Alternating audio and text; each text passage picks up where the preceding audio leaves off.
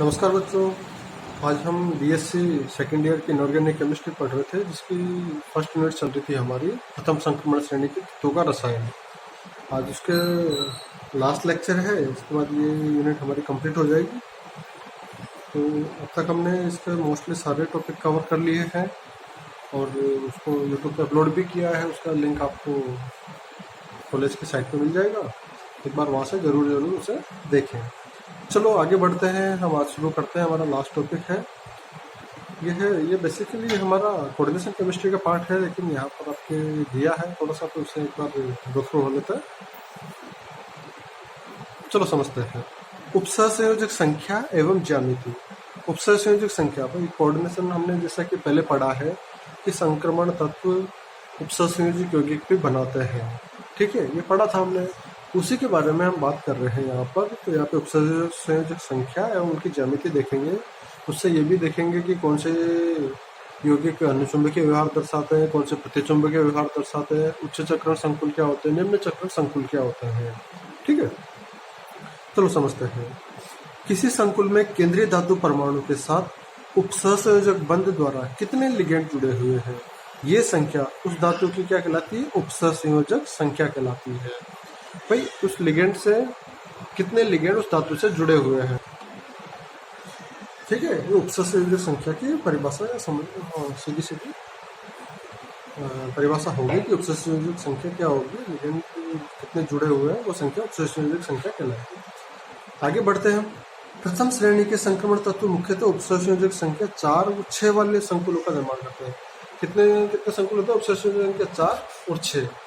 इस तरह प्रमुख दो प्रकार के संकुलों का ही निर्माण करते हैं, जिसमें उपसहसंयोजक संख्या एक की 4 हो, एक की 6 हो। इन्हीं को हम आगे अध्ययन करेंगे, समझते हैं। सबसे पहले देखते हैं उपसहसंयोजक संख्या 4 वाले यौगिक कौन कौन से होते हैं, क्या होता है। उपसहसंयोजक संख्या 4 में दो प्रकार के संकुल बनेंगे। एक तो होता है sp3 संकरण होगा, जिसमें चतुष्फलकीय संकुल बनेगा। दूसरा होता है dsp2 संकरण होगा, जिसमें वर्ग समतलीय संकुल निर्मित होता है। तो पहले समझते हैं चतुष्फलकीय संकुल, जिसमें संकरण कौन सा होगा? sp3 होगा। इसका एक एग्जांपल ले लेते हैं, NiCl4 2- निकल टेट्राक्लोराइड आयन है, इसी के बारे में हम समझते हैं। देखो क्लोराइड क्या है, यहाँ पर दुर्बल लिगेंड की श्रेणी में आता है। तो दुर्बल लिगेंड होता है और एक होता है प्रबल लिगेंड। इन्हें नेक्स्ट क्लासेस में और ध्यान से पढ़ेंगे। फिलहाल हम समझते हैं कि ये दुर्बल लिगेंड है, इसकी उपस्थिति में संकुल चतुष्फलकीय बनता है, और कोई प्रबल लिगेंड जुड़ा होगा निकल से ही, तो संकुल कौन सा बनेगा? वर्ग समतलीय। इसे समझते हैं, बढ़ते हैं आगे। देखो निकल का परमाणु क्रमांक कितना होता है? 28। हमने इसका इलेक्ट्रॉनिक विन्यास फर्स्ट क्लास में ही अध्ययन कर लिया था। भाइतम इलेक्ट्रॉनिक विन्यास क्या होगा? 3d8 4s2 4p0। तो 3d8 8 इलेक्ट्रॉन यहाँ पे भरे हुए हैं। देखो 1 2 3 4 5 6 7 8 इलेक्ट्रॉन हो गए यहाँ पर, जिसमें से 2 अयुग्मित इलेक्ट्रॉन है, 4s में 2 इलेक्ट्रॉन और 4p खाली पड़ा है। अब जब Na+2 बनता है, 2 इलेक्ट्रॉन निकलते तो कहाँ से निकलेंगे? हमारे 4s के इलेक्ट्रॉन निकलेंगे। 3d के नहीं निकलते हैं। हमारे इलेक्ट्रॉन कौन से निकलते हैं? 4s के इलेक्ट्रॉन निकलते हैं जब भी धनायन बनता है या इलेक्ट्रॉन का निष्कासन होता है। तो 4s से 2 इलेक्ट्रॉन निकल गए, तो हमारा इलेक्ट्रॉनिक विन्यास क्या हो गया? 3d8 4s0 and 4p0। 3d8 4s0 and 4p0, ठीक है। अब क्लोराइड आयन की उपस्थिति में क्लोराइड क्या है? दुर्बल लिगेंड है, तो इन इलेक्ट्रॉनों का युग्मन तो करवा नहीं पा रहा है। तो हमें 4 क्लोराइड जोड़ना है, तो कौन से संकरण, कौन कौन से कक्षक पार्टिसिपेट करेंगे? एक तो SK और एक PK। तो ये कितने? एक S का मतलब 4s का एक कक्षक और 4p के 3 कक्षक। तो कितने कौन सा संकरण बनाएंगे? sp3 संकरण करेंगे। तो यहाँ पर NiCl4 की उपस्थिति में इसका क्या हो जाएगा विन्यास? ये तो 3d8 ही रहेगा, और ये sp3 संकरण करके 4 कक्षक बनाएंगे, जिनमें क्लोराइड आयन इनके साथ उपसहसंयोजक बंध निर्मित करते हैं। अतः यहाँ पे क्या हो गया हमारे पास में? संकरण कौन सा हो गया? sp3 संकरण की वजह से कौन से लिगेंड बनेंगे?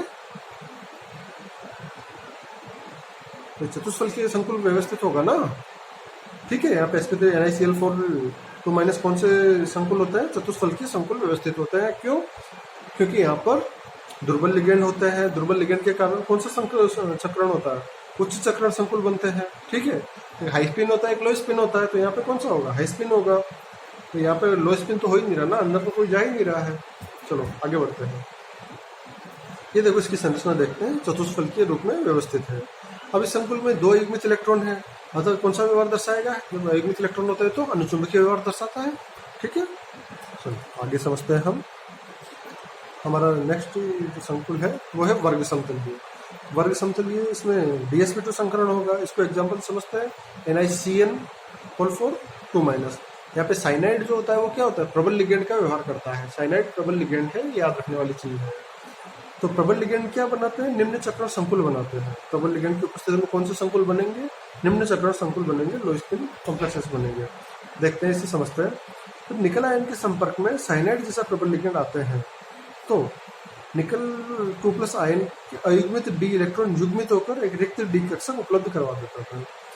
देखते हैं, इसे समझते हैं। नीचे हमने यहाँ पे इसे एक्सप्लेन किया है अच्छे से। देखो निकल 2+ आयन का इलेक्ट्रॉनिक विन्यास क्या होगा? 3d8 4s0 ये होगा। तो 3d में कितने इलेक्ट्रॉन है? 8 इलेक्ट्रॉन है, 2 अयुग्मित इलेक्ट्रॉन है, 4s0 है और 4p0 है। अब देखो साइनाइड के क्या होता है? साइनाइड प्रबल लिगेंड है। साइनाइड के प्रभाव से ये अयुग्मित जो इलेक्ट्रॉन है यहाँ पर, ये क्या करेगा? ये इस पास में जो अयुग्मित इलेक्ट्रॉन है उसके साथ जाकर युग्मित हो जाएगा। मतलब जो भी अयुग्मित इलेक्ट्रॉन है वो युग्मित होने की कोशिश करते हैं प्रबल लिगेंड के कारण, अगर उपस्थित हो तो। यहाँ पर ये क्या करेगा? इसके साथ युग्मित हो जाएगा। हम देखते हैं यहाँ पर इसने एक डी कक्षक रिक्त कर दिया है। ठीक है, अब जब रिक्त डी कक्षक है तो हमें संकुल बनाने हैं, तो कौन से संकरण में भाग लेंगे? पहले तो डी कक्षक पार्टिसिपेट करेंगे ही करेंगे, खाली है तो। फिर 4s कक्षक और 4p के 2 कक्षक पार्टिसिपेट करते हैं। तो 3d का 1 कक्षक, 4s कक्षक और 4p के 2 कक्षक। तो ये संकरण बनाकर क्या कर रहा है? कौन सा संकरण बनाते हैं? DsP2 संकरित कक्षक बनाते हैं।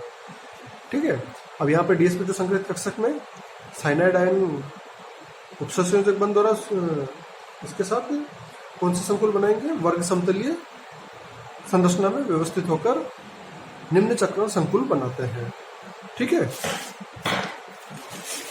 तो इससे थोड़ा सा और समझते हैं। यहाँ पे अयुग्मित इलेक्ट्रॉन कितना है? देखते हैं। यहाँ पर कोई अयुग्मित इलेक्ट्रॉन दिख रहा है? नहीं है ना। तो यहाँ पर अयुग्मित इलेक्ट्रॉन होगा 0, तो ये कैसा व्यवहार दर्शाएगा? प्रतिचुंबकीय व्यवहार दर्शाता है। ठीक है, नेक्स्ट हम पढ़ते हैं उपसंयोजक संख्या 6 वाले यौगिक। उपसंयोजक संख्या 6 में कौन सी आकृति होगी? हमेशा अष्टफल की आकृति होगी, चाहे संकुल उच्च चक्रण संकुल बने या निम्न चक्रण संकुल बने, आकृति हमेशा अष्टफल की ही रहती है। जबकि उपसंयोजक संख्या 4 में आकृति परिवर्तित हो रही है। उच्च चक्रण संकुल में चतुष्फल की हो रही है, जबकि निम्न चक्रण संकुल में कौन सी आकृति हो रही है? वर्ग समतलीय। ठीक है, चलो हम यहाँ पे समझते हैं। आयरन का एक कॉम्प्लेक्स ले रहे हैं जिसमें वीक लिगेंड, दुर्बल लिगेंड काम में ले रहे हैं। हम देखते हैं FeS2 का 6 3+ आयन है। इसमें H2 क्या है? वीक लिगेंड है। चलो आयरन का इलेक्ट्रॉनिक विन्यास देख लेते हैं। 3d6 4s2 4p0 4d0। तो यहाँ पे जब आयरन में से 3 इलेक्ट्रॉन निकालना है तो कहाँ से निकलेंगे? पहले 2 इलेक्ट्रॉन तो 4s के दोनों इलेक्ट्रॉन निकल गए, फिर 3d का निकलना है नेक्स्ट इलेक्ट्रॉन। लेकिन 3d का कौन सा निकलना है? हमेशा युग्मित इलेक्ट्रॉन पहले निकलता है। ठीक है, तो यहाँ पे युग्मित इलेक्ट्रॉन ये है, ये भी निकल जाएगा। तो इलेक्ट्रॉनिक विन्यास क्या हो जाएगा? 3d5 4s0 4p0 और 4d0। 5 अयुग्मित इलेक्ट्रॉन है। क्या यहाँ पे युग्मन होने की संभावना है? नहीं होगा, क्योंकि यहाँ पे उच्च चक्रण संकुल बनते हैं दुर्बल लिगेंड के कारण। तो कोई संयुग्मन नहीं होता, युग्मन नहीं होता है। तो यहाँ पर FeS2 का 6 में जब H2 लिगेंड के रूप में काम करते हैं तो ये 4s का 1 कक्षक, 4p के 3 कक्षक और 4d के 2 कक्षक आपस में संकरित होकर कौन से संकरण करेंगे? sp3d2 संकरित कक्षक निर्मित करते हैं। और इसमें ये H2 कक्षक, H2 जो लिगेंड होते हैं वो उपसंयोजक बंध द्वारा जुड़े होते हैं।